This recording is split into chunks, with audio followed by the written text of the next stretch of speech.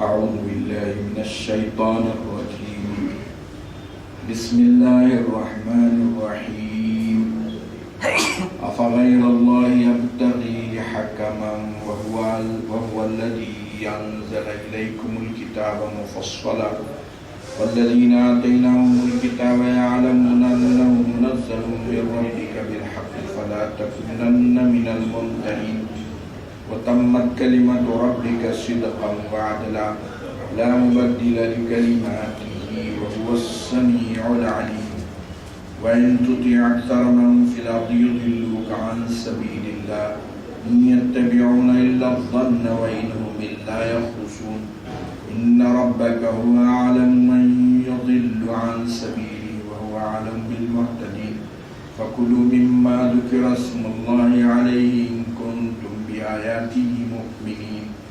وما لكم ألا تأكلوا مما ذكر اسم الله عليه وقد فصل لكم ما حرم عليكم إلا ما اضطررتم إليه وإن كثيرا ليضلون بأهوائهم بغير علم. إن ربك هو أعلم بالمعتدين.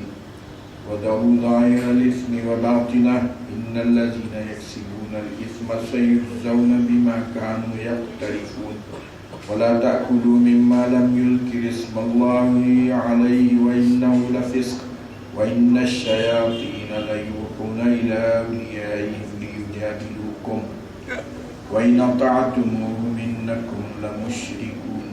أو من كان ميتا فأحييناه وجعلنا له نورا يمشي به في الناس كمن مثله في الظلمات ليس بخارج منها كذلك زين للكافرين ما كانوا يعملون.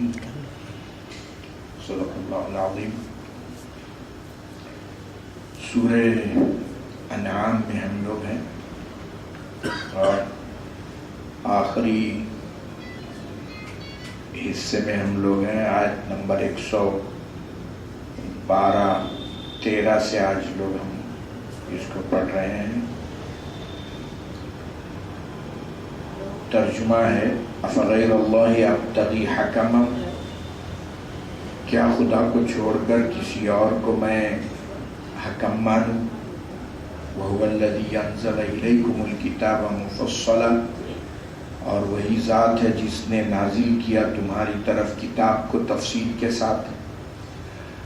والذین آتیناہم الکتاب، اور وہ لوگ جن کو ہم نے کتاب دی ہے وہ جانتے ہیں کہ وہ نازل کی ہوئی ہے ان کے رب کی جانب سے حق کے ساتھ. فلا تکونن من الممترین، لہذا آپ شک کرنے والوں میں سے نہ ہو جائیے.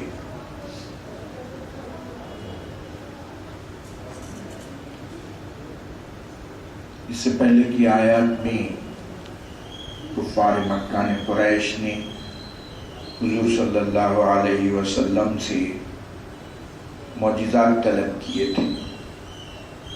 کھلے معجزات دکھائیے تو ہم ایمان لاتے ہیں. حضور صلی اللہ علیہ وسلم نے بھی ارادہ کر لیا تھا کہ ان کے لیے معجزہ طلب کرے اللہ تعالیٰ سے. حضرت جبریل نے بتایا کہ اگر کسی قوم کو معجزہ دیا جاتا ہے اس کے مطالبے پر اور پھر وہ قوم اس معجزے کا انکار کرے تو پھر سنت الہیہ ایسی ہے کہ ان کو عذاب پکڑ لیتا ہے. تو حضور نے قوم کی ہلاکت اور شفقت فرمائی اور پھر معجزہ طلب نہیں فرمایا. حالانکہ اس سے پہلے بے شمار معجزے دیکھ چکے اور پھر پچھلے معجزوں کا کوئی اعتبار نہیں. پھر نئے سے اپنے دل میں جو بات آ رہی ہے وہ اللہ تعالیٰ سے مانگنا، یہ اللہ سبحانہ و تعالیٰ سے کٹ حجتی. حالانکہ اس میں یہ بتایا گیا پھر کہ خود قرآن مجید کا نزول یہ خود ایک بہت بڑا معجزہ ہے. اور اس سے پہلے قرآن مجید نے صاف صاف چیلنج کیا کہ اگر کوئی ایک سورہ اس کے جیسا بنا لائے وہ نہیں ہو سکتا، تو آخر میں فرمایا کہ اس کی جیسی ایک آدھی آیت بنا لائے کوئی، وہ بھی نہیں کر سکے۔ حالانکہ حضور کے ساتھ لڑائیاں لڑی انہوں نے، جان مال اپنا تباہ کیا، مگر یہ نہیں ہو سکا، حالانکہ خود اتنے بڑے ادیب ادبا اور زبان عربی کے ماہرین ہونے کا ان کو دعویٰ تھا، فصیح و بلیغ ہونے کا، ساری دنیا کو وہ عجم کہتے تھے اور اپنے آپ کو عرب کہتے تھے۔ عرب کے معنی بولنے والے، بولنا ہم کو ہی آتا ہے صرف، اور دوسری دنیا سب گونگی ہے کہ اس کو وہ زبانیں نہیں سمجھتے تھے، صرف عربی زبان ہی کو ایک زبان سمجھتے تھے اور دوسری زبانوں کو زبان نہیں سمجھتے تھے، گونگے۔ تو باوجود اتنا دعویٰ فصاحت و بلاغت ہونے کے انہوں نے ایک آیت بھی قرآن کی جیسی پیش نہیں کی، اور آج بھی یہ چیلنج قائم ہے کہ کوئی قرآن مجید کی جیسی کوئی کتاب لے آئے، نہیں تو ایک سورت اس کی جیسی بنا لائے، یا نہیں تو کم از کم ایک آیت قرآن کی جیسی بنا لائے۔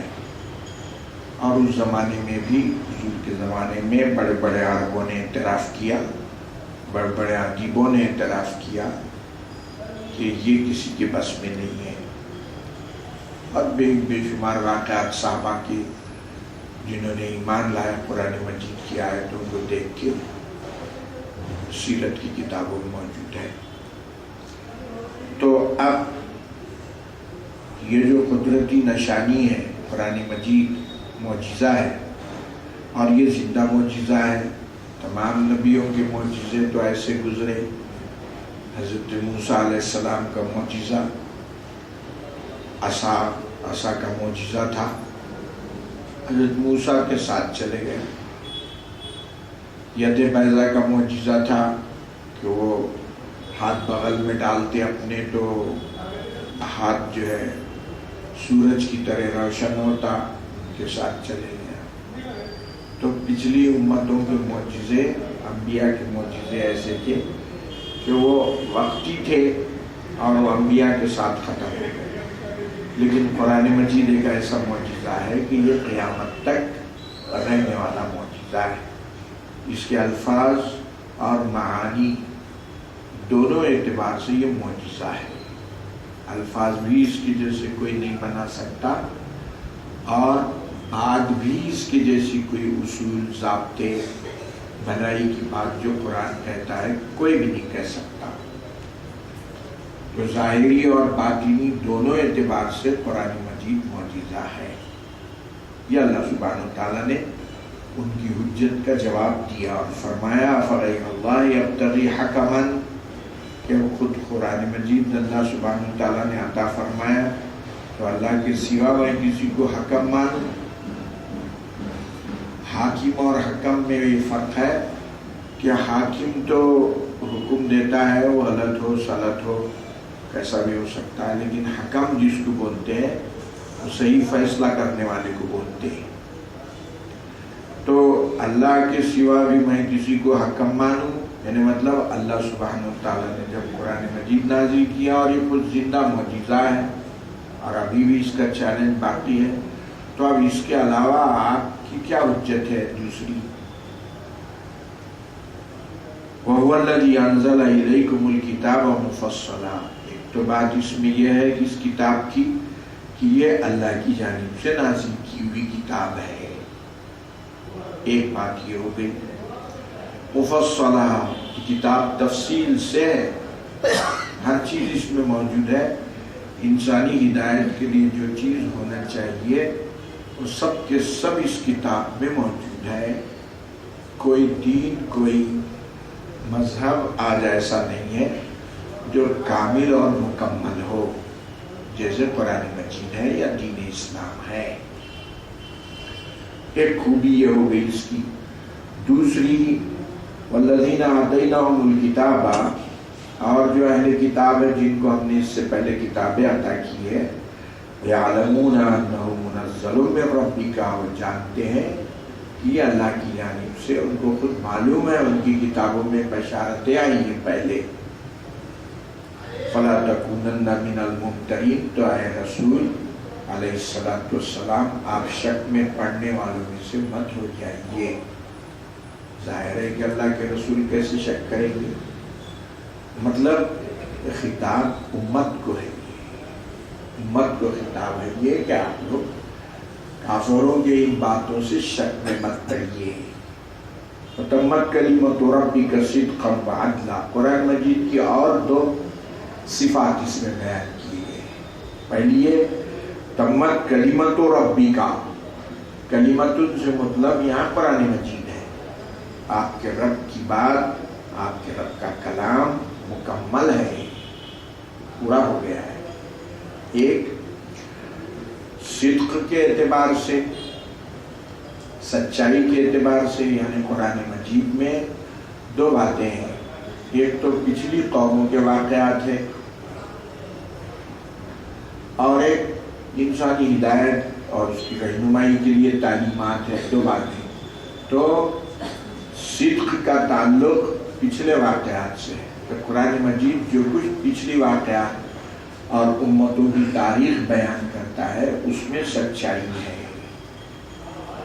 جھوٹ کا اس میں کوئی شائبہ نہیں. اور یہ کہ اب دیکھیے، ظاہر ہے کہ سچائی پر ہی، اب آدمی کوئی واقعے کو اگر غلط ہی بیان کرے تو اب اس کی کیا ہے؟ قرآن مجید یہ کہہ رہا ہے کہ پچھلی امتوں کے جتنے واقعات گزرے ہیں وہ سچ قرآن مجید میں بیان کیے ہیں. اس میں ذرا بھی ملاوٹ اور غلط بات نہیں ہے. اور تاریخ میں یہی ہونا چاہیے. پچھلی امتوں کے واقعات سے مراد تاریخ ہو گئی، تو تاریخ میں بات سچ کہنا چاہیے، جو بات ہوئی ہے وہی کہنا چاہیے. اب جو ہوا ایک ہے، آپ لگا رہے ہیں کچھ کو بناوٹی بنا رہے ہیں. جیسے ہمارے ملک میں تاریخ کو بدلنے کی بات ہو رہی ہے. تاریخ کہیں اگر بدلی جائے تو تاریخ تھوڑی نہیں تھی، وہ تو ناول ہو گیا. ناول کس کو کہتے ہیں؟ ناول کہتے ہیں کہ ایک قصہ اپنے دل میں جیسا آ رہا ویسا بنانا. اور تاریخ کس کو کہتے ہیں؟ تاریخ کہتے ہیں پیچھے جو واقعات ہوئے، پیچھے جو واقعہ ہوا، پیچھے جو ہسٹوری گزری ہے اس کو جو کے تو بیان کرنا ہسٹری ہے.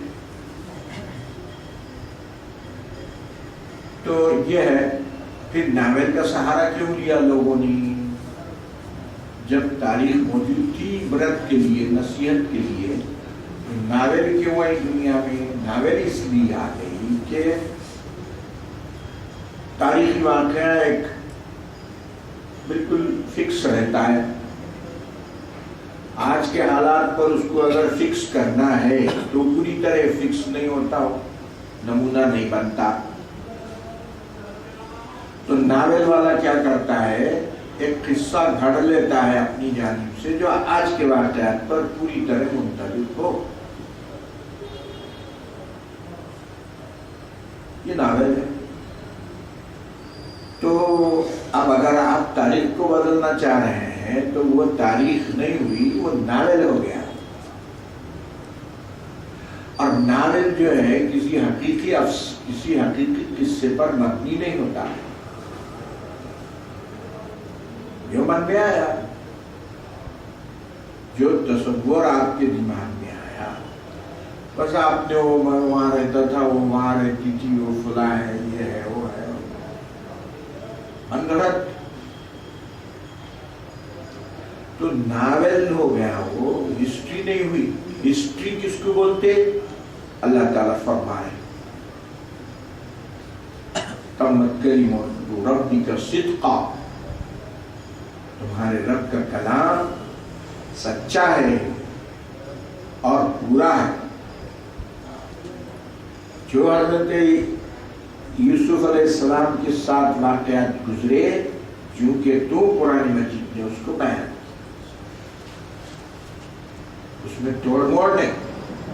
توڑ موڑ ہو گئی تو اب تو پھر تو بہت بڑا دغا ہو گیا. پچھلے واقعات میں تاریخ میں اگر توڑ موڑ ہم کریں گے یہ تو بہت بڑا دغا اور ہمیشہ کی تو جنگی چھڑنے کی بات ہو گئی. پھر دوسرا آئے گا اس کو توڑ موڑ کرے گا، پھر تیسرا آئے گا اس کو توڑ. یہ تو غلط بات ہے. تو قرآن مجید جیسے پچھلے تاریخ کے واقعات کو بنوان سچائی سے بیان کوئی نہیں بیان کر سکتا. یہ قرآن مجید کی صفت ہے. سچائی کے ساتھ جو ہوا وہی ایک صفت قرآن مجید کی ہے. اور دوسری وعدلہ، جہاں تک پچھلے واقعات کو بیان کرنا ہے تو قرآن مجید صداقت سے کام لیتا ہے. اور دوسرا جہاں تک تعلیمات کا معاملہ ہے عدل ہے. تعلیمات ہے، احکام ہے، کسی پر ظلم نہیں ہے. عدل کے معنی یہ ہے کسی پر زیادتی نہیں. اور اب ہماری جو اسمبلیاں ہیں، ہمارے جو پارلیمنٹ ہے، یہ انصاف نہیں کر سکتی، عدل نہیں کر سکتی. اور یہ جتنی باتیں طے کر لیتے ہیں وہ بعد میں چل کے وہ پوری نہیں ہوتی. کسی گروپ پر زیادتی ہو جاتی ہے، کسی پر کمی. انسان کے سامنے دیکھیے، پروردگار کے سامنے، اللہ سبحانہ و تعالیٰ کے سامنے بھی ہمارے پچھلے واقعات بھی ہیں، اگلے واقعات بھی ہیں، موجود بھی ہے ہمارا پریزنٹ، پاسٹ اینڈ فیوچر. ان سب سے اللہ سبحانہ و تعالیٰ کی ذات باخبر ہے. اور ہماری جو پارلیمنٹ ہے اس کو پچھلی تاریخ صحیح یاد نہیں ہے. اپنا موجودہ جو صورتحال ہے وہ واقف نہیں ہے، موجودہ کیا کنڈیشن ہے. لاکھ سروے کریں آپ، اس سے صحیح حالات معلوم نہیں ہو سکتے. معاشرے کی کئی گڑبڑیاں ہو جاتی. اس حقیقت میں آپ کو پتہ نہیں چل سکتا کہ کتنے لوگ غریب ہیں. ایک ابرپٹ جو ہے اندازہ آپ قائم کر سکتے ہیں جس میں غلط سلط بھی ہو سکتا ہے. تو آپ پریزنٹ سے بھی واقف نہیں ہیں. ہم اپنے فیوچر کا تو بولو ہی مت. کل آدمی مرنے والا ہے، آج وہ جو ہے دنیا بھر کے کام کر لیتا ہے. پرسوں ہی ہمارے ایک دوست جو ہے شام میں گئے، مغرب میں گئے اور ڈاکٹروں کے پاس سب معائنے انہیں کرا لیے اور انہوں نے کہہ دیا نہیں سب ٹھیک ہے، ٹھیک ہے، بی پی ٹھیک ہے، وہ ای سی جی ٹھیک ہے، وہ کیا کیا وہ سب ٹھیک ہے، پورا صاف ٹھیک ہے. اب یہ خوشحال ہے، سب ٹھیک ہے. واپسی میں آتے آتے جو ہے یہ سامان کھانے پینے کا اور مزید 8 دن کا مہینے بھر کا سامان لے کے آ گئے. اور رات میں 3 بجے انتقال ہو گیا اور سب ٹھیک ہے بول کے رپورٹ مل گئی. تو آدمی جو فیوچر ہے اپنا، مستقبل ہے، ہم تو ایک لمحے سے بھی واقف نہیں کہ آگے کیا ہونے والا ہے. نہ ہم واقف ہیں، نہ ہمارا وزیر واقف ہے، نہ منسٹری آف انفارمیشن واقف ہے، وزیر اطلاعات اطلاع ہونا نہ پھر بھی نہیں. انہوں خط مر رہے ہیں، نہ ڈاکٹر کو علم ہے، ڈاکٹر کی خود موت آ رہی ہے. سب یہاں آ کے عاجز ہو گئے. سپر پاور نے بھی یہاں ہتھیار ڈال دیا.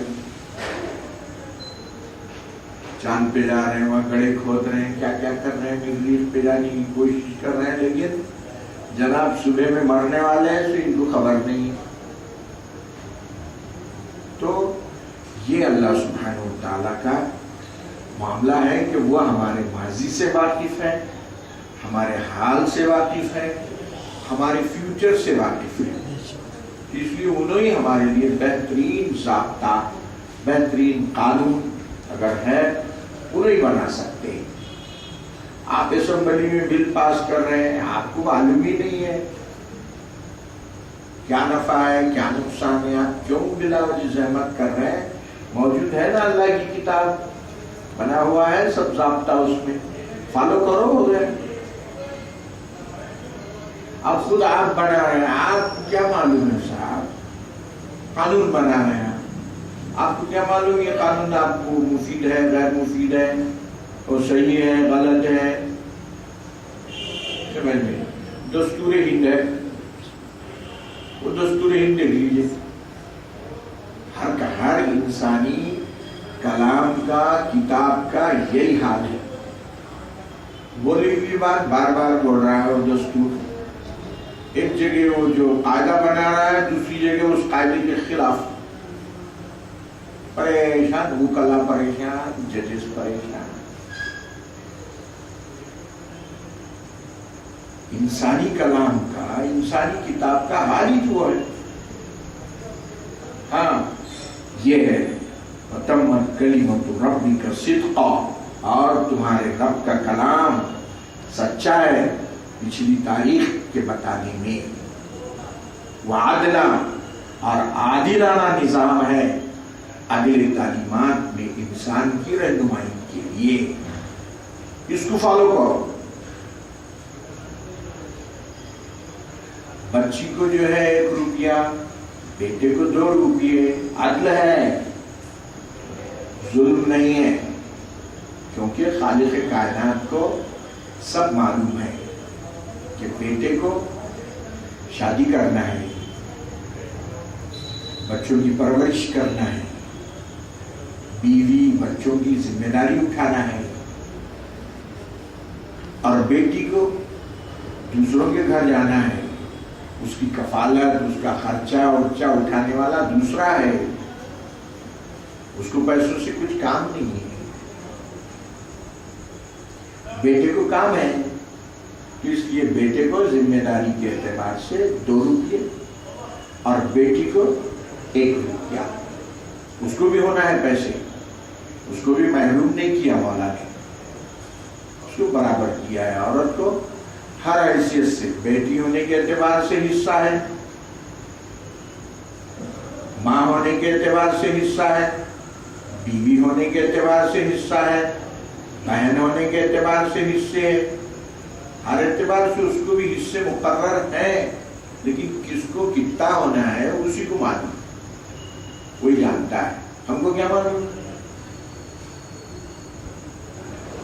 تو انسانی عقل بالکل ناقص ہے، وہ کچھ بھی نہیں کر سکتی، ہمارے معلومات ناقص، ہمارا احاطہ علمی ناقص، ہماری فہم و فکر کیا۔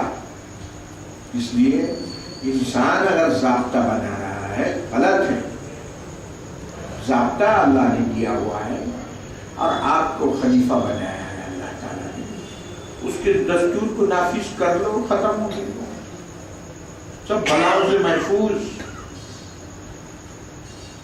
مگر نہیں، یہ تو خیر ہمارے ملک میں تو ایک عجیب صورتحال، جو لوگ اسلام کے نام سے ملک قائم کیے ہوئے ہیں وہ بھی نافذ نہیں کر پا رہے۔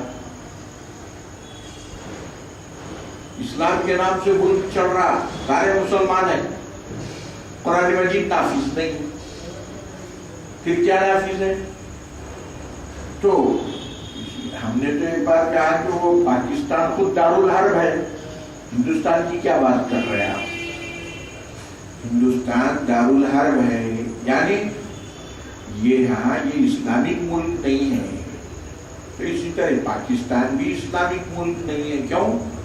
اس لیے کہ یہاں بھی قرآن کا دستور نہیں، وہاں بھی قرآن کا دستور نہیں، یہاں بھی جو ہے جو من میں آیا دستور ہے انسانوں کے بنائے ہوئے، وہاں بھی وہی ہے، وہاں کون سا اللہ کا بنایا ہوا دستور ہے؟ تو اسلامک ملک کیسا ہوتا ہو؟ صرف بول لینے سے، محض اس لیے کہ وہاں مسلمان رہتے ہو، اسلامی ملک نہیں ہوتا۔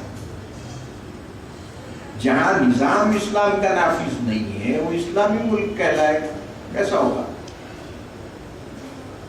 تو اللہ سبحانہ و تعالیٰ فرما رہا ہے قرآن مجید کی صفت کیا ہے؟ صدقاً، پچھلے واقعات میں سچا، وعدلا، اس لیے بڑھ رہا ہے۔ اب آپ بگاڑتے چلے جائیں گے، ہسٹری کو بگاڑیں گے، دستور کو بگاڑیں گے، جو من میں آئے کرتے چلے جائیں گے، اس کو کون مانے گا؟ وعدلا، اور قرآن مجید ہر کام کے، ہر حکم کے دینے میں عادل ہے، عدل ہے، اس میں کسی پہ ظلم نہیں ہے، لہذا قابل عمل یہی چیز ہے، اس کو اپنا لو، سارے جھگڑے ختم۔ لا مبدل لکلماتہ، اور دیکھیے اس کے کلام میں، اس کے احکام میں، اس کے جو تعلیمات ہے اس میں کوئی تبدیلی نہیں۔ اب آپ بار بار بل بدلتے چلے جا رہے ہیں، یا ایسا پاس ہوا تھا پھر وہ ثابت ہو گیا کہ غلط ہو گیا، ویسا پاس کرتے چلے جا رہے ہیں۔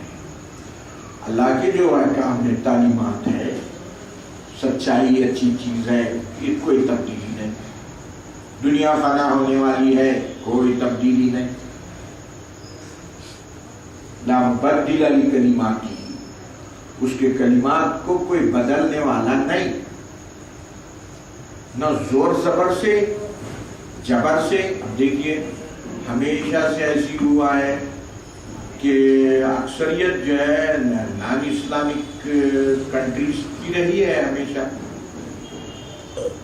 سے ویسی ہے، آج بھی ویسی ہے کہ غیر مسلم ممالک زیادہ ہے اور مسلم ممالک کم ہے، اس کے باوجود قرآن مجید کو کوئی بدل نہیں سکا،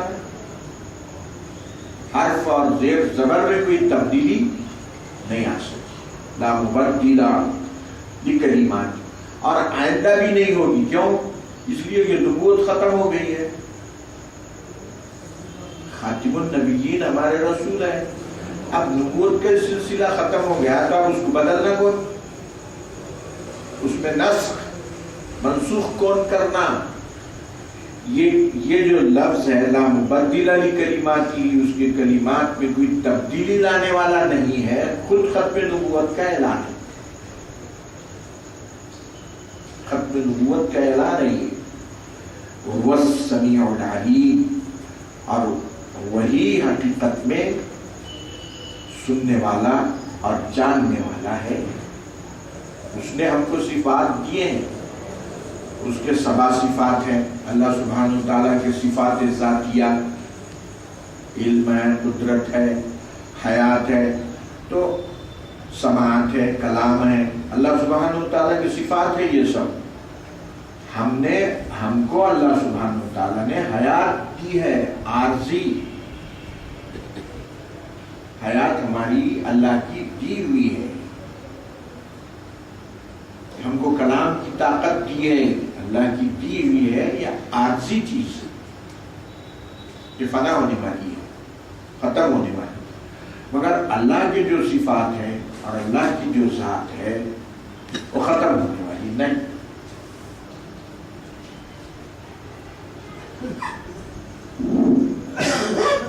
اکثر جو ہے اس موقع پہ ایک بات یاد آ گئی کہ علماء ہمارے کیا بولتے ہیں، اللہ سبحانہ و تعالی محیط ہے، سب کو گھیرا ہوا ہے، احاط بکل شیء علما، اللہ سبحانہ و تعالی علم کے اعتبار سے سب کو گھیرا ہوا ہے۔ علم اس کی صفت ہے، تو صفت کے اعتبار سے اللہ کا احاطہ ہے، ذات کے اعتبار سے اللہ کی ذات گھیری ہوئی نہیں ہے، اللہ کی صفت گھیری ہوئی ہے۔ حضرت بندے نواز نے بڑا اچھا سمجھایا اس کو۔ فیروز شاہ تغلق بادشاہ تھا اس زمانے میں دہلی میں، اور بادشاہ بھی پڑھے لکھے لوگ تھے، حضرت بندہ نواز کسی کتاب میں یہ لکھا کہ اللہ سبحانہ و تعالی کا احاطہ ذاتی ہے. فیروز صاحب تغلق کو معلوم ہوا تو اس نے ایک عالم کو بھیجا حضرت کے پاس کہ اہل سنت کا عقیدہ ہے اللہ سبحانہ احاطہ بکل شیء علما، اللہ نے علمی اعتبار سے اللہ کا احاطہ ہے، اور علم اللہ کی صفت ہے. خود قرآن مجید کی آیت ہے یہ. تو اللہ کا احاطہ صفات سے ہے، ذات سے نہیں ہے. یہ عقیدہ ہے اہل سنت کا. تو حضرت سے پوچھو کہ انہوں نے ایسا کیسا لکھا ہے کہ اللہ کا احاطہ ذاتی ہے.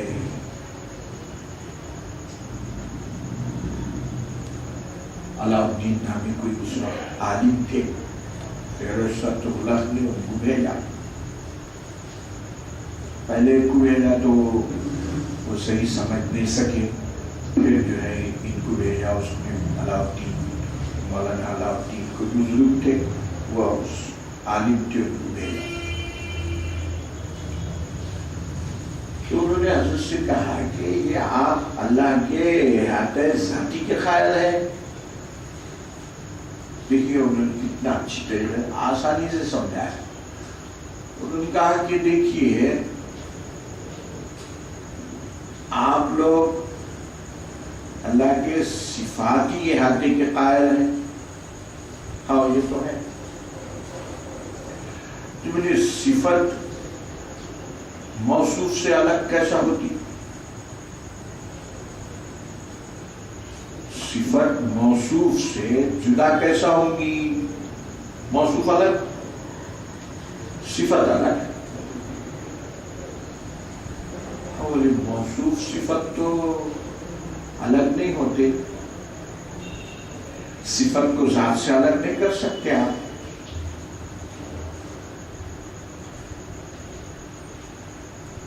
تو پھر جہاں صفت رہیں گی وہاں ذات رہیں گی.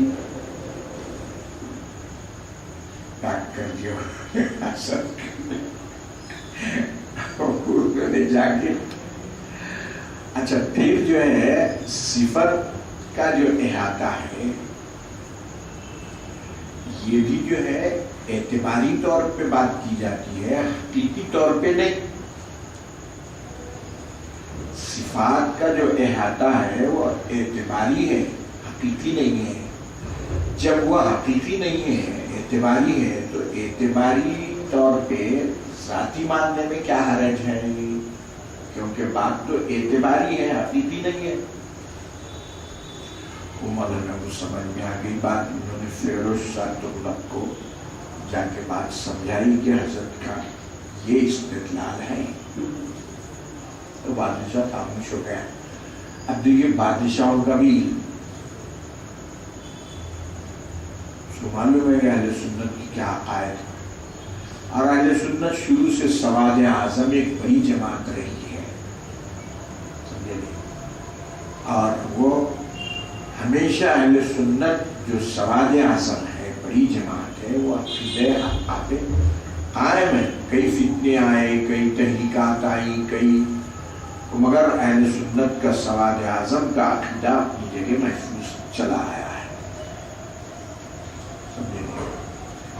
تو اللہ سبحانہ و تعالیٰ نے قرآن مجید کی صفت بیان کے فرمائی کہ یہ سچا ہے پچھلے واقعات بیان کرنے میں، اور یہ عادل ہے احکام دینے میں، کسی پہ ظلم نہیں کرتا. لا یکلف اللہ نفسا الا وسعها، اللہ کسی کو تکلیف نہیں دیتا اس کی وسعت سے بڑھ کر. لا مبدل لکلماتہ، اور اس کے یہ کلمات، یہ احکام تبدیل ہونے والے ہی نہیں. وہ السمیع العلیم، اللہ ہی کی ذات حقیقت میں سننے اور جاننے والی ہے. آپ کو جو سماعت اور علم ملا ہے یہ عارضی ہے، حقیقت میں سمیع اور علیم اللہ ہی کی ذات ہے. وَإِن تُطِعْ أَكْثَرَ مَنْ فِي الْأَرْضِ، دیکھیے آپ کے ہمارے لیے بڑی مہربانی کی بات اللہ نے فرمائی ہے. فرمایا وَإِن تُطِعْ أَكْثَرَ مَنْ فِي الْأَرْضِ يُضِلُّوكَ عَنْ سَبِيلِ اللَّهِ، اگر تم اکثریت کو دیکھتے بیٹھو کہ وہ اکثریت تو یہاں کافروں کی ہے، تو جو لوگ زیادہ اکثر لوگ جو بول رہے ہیں اس کو فالو کرنا کیا؟ اگر ایسا ہے یضلوک عن سبیل اللہ، اسلام میں اکثریت اقلیت کا معاملہ نہیں ہے، بلکہ بات کے صحیح ہونے کا اعتبار ہے. صحیح بات کو ماننے والے کتنے بھی کم ہو صحیح ہے، اور غلط بات کو ماننے والے کتنے بھی ہو اس کی کوئی اہمیت نہیں. اب مکے میں حضور تھے، کتنے تھے مسلمان؟ اکثریت تو کافروں کی قریش کی تھی. تو اکثریت جو بات کرتی ہے وہ اس بات کی دلیل نہیں ہے کہ وہ صحیح ہے. صحیح صحیح ہے، غلط غلط ہے. غلطی کو اگر اکثریت بھی تسلیم کرے اور غلطی نہیں، وہ جو ہے صحیح نہیں ہوتی. مولانا اقبال نے بھی اس کو بڑا اچھا کہا نا کہ گریز از طرز جمہوری غلام پختہ کار شوق. اقبال فرماتے گریز از طرز جمہوری غلام پختہ کار شوق. طرز جمہوری کو چھوڑ دو، جنہوں نے ہاتھ اوپر کر لیا وہ تو بات صحیح ہوگی، کہتے غلط، صحیح نہیں ہے. کیوں؟ از مغز 200 خر فکر انسانی نمی آیا، اس لیے کہ 200 گدھوں کو ایک جگہ کرنے سے ایک انسان کا دماغ نہیں بنے گا. تو یہ کہ اکثریت جدھر ہے وہ صحیح ہے، یہ ضابطہ غلط. تو فرما رہے کہ وَإِن تُطِعْ أَكْثَرَ مَنْ فِي الْأَرْضِ، اگر روئے زمین میں جو اکثریت ہے ان کا اعتبار ہوگا، یضلوک عن سبیل اللہ، اللہ کے راستے سے بھٹکا دے گی. بات صحیح ہے یا نہیں ہے یہ دیکھو، یہ مت دیکھو کہ زیادہ لوگ اس کو فالو کر رہے ہیں. جس کو زیادہ لوگ فالو کر رہے ہیں وہ صحیح ہے بولنا غلط ہے. بات غلطی کو غلطی سمجھو اور اچھی بات کو اچھی سمجھو. يتبعون الا الظن والا هم يخرصون. اکثریت کیا ہے؟ گمان، وہم اور جو ہے توہمات پہ اکثریت چل رہی ہے. ایسا کرے تو ایسا ہوتا، ویسا کرے تو ایسا. یہ کوئی بات ہے؟ ارے کوئی دلیل، ضابطہ، کوئی اصول نہیں. جدھر اکثریت چڑھ رہی ادھر چلو، چلو تم ادھر کو جدھر کی ہوا ہو. واہ واہ واہ، کیا بات ہے صاحب، کیا عقل مندی کی بات ہے. ایک جگہ اردو کی کانفرنس ہو رہی تھی یونیورسٹی میں، اور بڑے بڑے عقل مند لوگ آئے ہوئے، بڑی حیرت ہوئی ہم کو، بڑی مایوسی بھی ہوئی کہ ہمارے بڑے بڑے لوگوں کا یہ عالم ہے.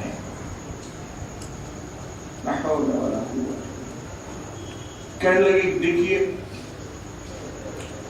ایک عقل مند تو کہنے لگے کہ مسلمان بچوں اور بچیوں کو فلم انڈسٹری کا رخ کرنا چاہیے. واہ واہ واہ، وہ بڑے بڑے قائد ہیں، وہ نام بولے تو آپ فوری پہچان لیں. فلم انڈسٹری کا رخ کرنا چاہیے. کہ کس لیے؟ وہ جو ملازمت کا ہے، جو جابلیس معاملہ ہے، اس کے حل کرنے کے لیے بے روزگاری کو دور کرنے کی ترکیب بتائی جا رہی ہے. واہ واہ واہ واہ، کیا عقل مندی کی بات کرے صاحب. دوسرے صاحب تقریر کرنے لگ گئے تو تھی بات کہیں کہ وہ اردو کا ڈیولپمنٹ تھا، اردو زبان کو آگے بڑھانے کی کانفرنس، کیونکہ شعبہ اردو عثمانیہ یونیورسٹی اس کا اہتمام کر رہا تھا. وائس چانسلر صاحب اور بڑے بڑے قائدین. ایک صاحب عقل مند کہنے لگے دیکھیے اب یہ 1:30 آپ بولیں گے تو ہی بات بچہ سمجھے گا، اب آپ 1:30 بجے کہیں گے بچہ نہیں سمجھے گا، اب آپ 1:30 ہی کہہ لیجیے۔ یہ اردو کی ترقی ہو رہی ہے کہ آپ جو ہے اب گھر میں بھی جو ہے بچے سے 1:30 کہیے، 1:30 بجے مت کہیے، کون سمجھے گا اس کو 1:30 بجے کو؟ بچے کو سمجھ میں نہیں آ رہی ہوتی۔ لیکن ہمارے قائدین عقل مندوں کا یہ حال ہے۔ بڑا افسوس ہوا کہ ہم بولے نہیں بلا وجہ ہم یہ کانفرنس میں آئے، سن کے تکلیف ہوئی۔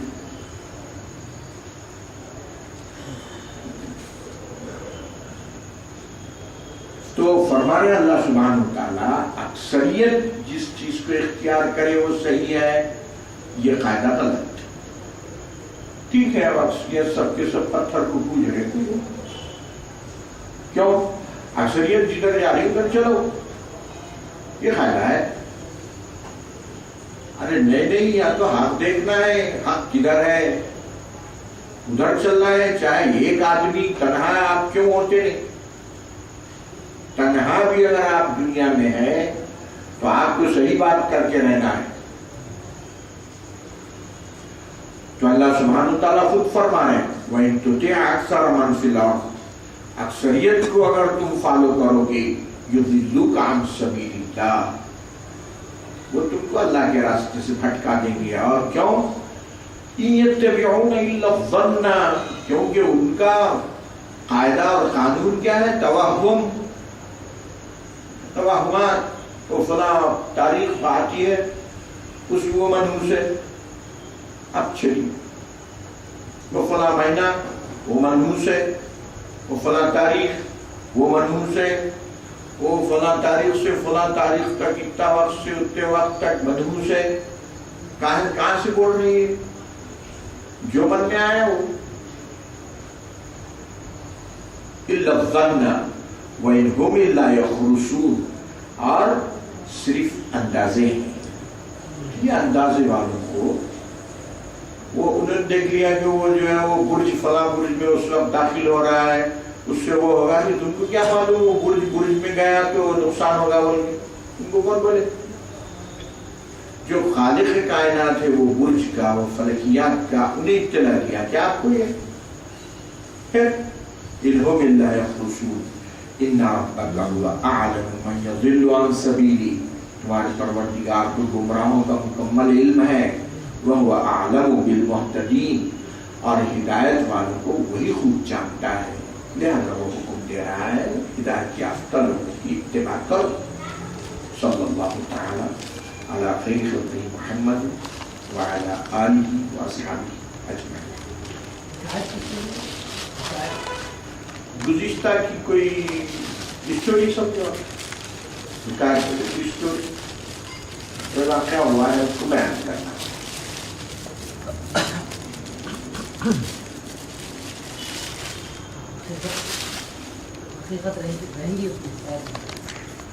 نہیں، حکایت تو جو ہے ایک تاریخی چیز ہے، اگر آپ سچ بیان کر رہے ہیں اس کو تو وہ سچی ہے، اگر اس میں آپ غلط بتا رہے ہیں تو غلط ہو جائے گی۔ وہ تمثیل کے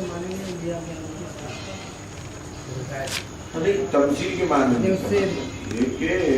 تو دے سکتے ہیں لیکن حقیقت نہیں رہتی۔ یقیناً آپ جو ہے اس کو حکایت کو، ہسٹوری کو، تاریخ کو نصیحت کے لیے پڑھیے، مگر اس کو جو ہے تاریخ کی بنیاد پہ نہ آپ عقیدہ قائم کر سکتے ہیں۔ اب یہ کیا حال ہے؟ یہ مسلک شیعہ ہے، تاریخ کی بنیاد پر مذہب بنا۔ حضرت علی رضی اللہ تعالیٰ کی خلافت سے جھگڑے ہو گئے تو گروپ نکلے، خوارج کا نکلا، ایک شیعہ کا نکلا۔ اس سے پہلے کوئی وجود ہی نہیں تھا اس کا۔ اب بعد میں پھر وہ کربلا آیا، اس میں باضابطگی آئی، تاریخ سے مذہب بن رہا ہے، کتاب و سنت سے نہیں۔ اب لکھنا شروع کر دیے، خوارج بھی ویسی ہوئے، حضرت علی کے مخالف ہو گئے خوارج، انہوں نے جو ہے نا وہ تاریخی حالات سے اپنا مذہب بنانا شروع کر دیا.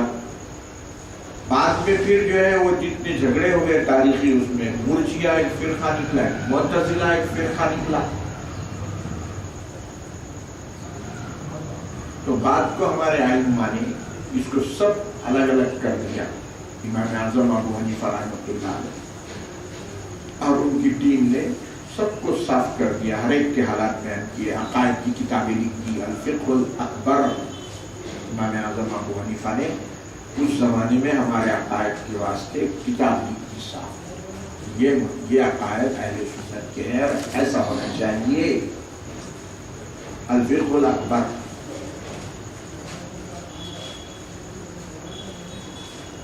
نبی میں مولانا حضرت روم بھی حکایت سے ہے. ٹھیک ہے، مولانا روم نے مثنوی میں جو لکھا ہے وہ حکایت ہے اور سچے حکایت ہے. اس سے عبرت سبق بہت اچھا ہے.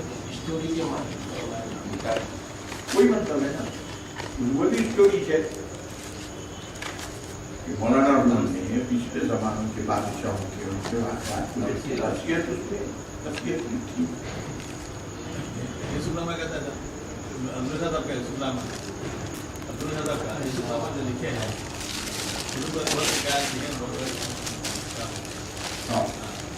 مختلف بادشاہوں کے حیثیت کے مولانا مثنوی، وہ تو مثنوی مولانا روم تو بہت بڑی نعمت ہے. اقبال تو بولتے ہیں کہ مولانا روم پیر رومی میرے استاد مانتے ہو. عبداللہ شاہ صاحب رحمۃ اللہ علیہ جب بھی لکھتے تھے تو جو ہے مولانا ابوالوفا صاحب ساتھ ہوتے تھے، دونوں لکھتے تھے. تو جو بالکل جو لکھے ہیں اس میں کسی بھی قسم کی کوئی حکایت اچھی چیز ہے، سچی ہو، اس سے کوئی عبرت کی بات لی جا رہی ہے، بہت اچھا ہے. پھر آپ کے جیسا مودی سے دکن میں نہیں گزرا.